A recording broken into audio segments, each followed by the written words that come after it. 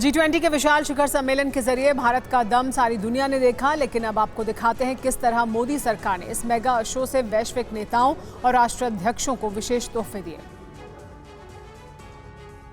मोदी सरकार ने G20 राष्ट्राध्यक्षों और अपने देशों का प्रतिनिधित्व करने वाले नेताओं को पीतल पट्टी युक्त शीशम से बने संदूक जैसे विशेष उपहार भेंट किए। इस संदूक को शीशम का इस्तेमाल करके हाथ से तैयार किया गया है। तस्वीर में दिखाई दे रही पीतल की पट्टी को नाजुक रूप से उकेरा गया है और लकड़ी पर एम्बेड किया गया है, जो इसे बेहद सुंदर बना देता है। ग्लोबल लीडर्स को दिए गए स्पेशल गिफ्ट्स में रेड गोल्ड यानी कश्मीरी केसर भी शामिल है। इसे फारसी में जाफरान कहा जाता है, जिसकी गिनती दुनिया के सबसे महंगे मसालों में है। संस्कृतियों और सभ्यताओं में केसर को इसके अद्वितीय पाक और औषधीय मूल्य के लिए महत्व दिया गया है। अब आप जो तस्वीर देख रहे हैं, ये पेको, दार्जिलिंग और नीलगिरी चाय है। भारत की चाय की विरासत के दो शानदार रत्न भी G20 के खास मेहमानों को दिए गए। दार्जिलिंग चाय दुनिया की सबसे महंगी चाय है। 3000 से 5000 फीट की ऊंचाई पर पश्चिम बंगाल की धुंधली पहाड़ियों पर मौजूद झाड़ियों से केवल कोमल शूट चुनकर इसे तैयार किया जाता है।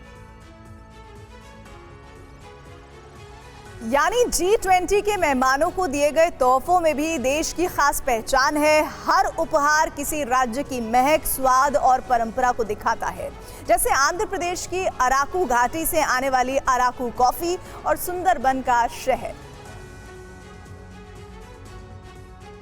ये दुनिया की पहली टेरॉइड मैप्ड कॉफी है, जिसका नाम है अराकू।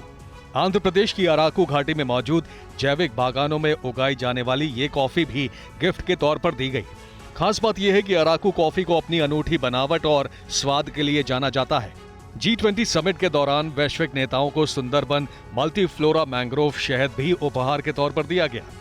सुंदरबन दुनिया का सबसे बड़ा मैंग्रोव वन है, जो बंगाल की खाड़ी में गंगा, ब्रह्मपुत्र और मेघना नदियों के संगम से बने डेल्टा पर मौजूद है। वैश्विक नेताओं को दिए गए उपहारों में कश्मीरी पश्मीना शॉल भी शामिल है। समुद्र तल से केवल 14000 फीट की ऊंचाई पर पाया जाता है। विदेशी मेहमानों को जिघराना इत्र भी भेंट किया गया। जिघराना इत्र उत्तर प्रदेश के कन्नौज शहर में बनाया जाता है। इसे तैयार करने के लिए मास्टर कारीगर सुबह सुबह चमेली और गुलाब जैसे दुर्लभ फूलों को इकट्ठा करते हैं। इस समय उनकी सुगंध सबसे ज्यादा होती है। G20 सम्मेलन की कामयाबी के बाद मेहमानों की सुरक्षा व्यवस्था को लेकर दिल्ली पुलिस ने बहुत दिलचस्प जानकारी साझा की है। इस रिपोर्ट के जरिए आपको दिखाते हैं। दिल्ली में G20 समिट सफलतापूर्वक समाप्त हो गया, लेकिन इसकी कामयाबी के पीछे सरकार से लेकर प्रशासन ने किस तरह के एहतियात बरते, मेहमानों के आने जाने से लेकर उनके ठहरने की जगह को किस तरह के कोड नेम दिए गए, इसे जानकर आप हैरान होंगे। दिल्ली पुलिस के मुताबिक विदेशी मेहमानों की सुरक्षा बड़ी चुनौती थी, लिहाजा उनके आने और ठहरने की जगह का सीक्रेट कोड बनाया गया था। होटल ताज पैलेस को ट्यूलिप 50 नाम दिया गया। जो बाइडन के होटल ITC मौर्या का नाम मार्टिन 50 दिया गया। ऋषि सुनक के होटल शंग्रीला का नाम सागर 50। राजघाट को रुद्रपुर नाम दिया गया। भारत मंडपम का नाम निकेतन रखा गया था। ली मेरिडियन होटल को लेजर 50 और होटल लीला को लोटस 50 कोड नेम दिए गए। ये कोड नेम इसलिए दिए गए ताकि अगर कोई मैसेज वायरलेस से लीक हो तो किसी को पता न चल सके। तैयारी अपनी बहुत पहले से स्टार्ट कर दी थी।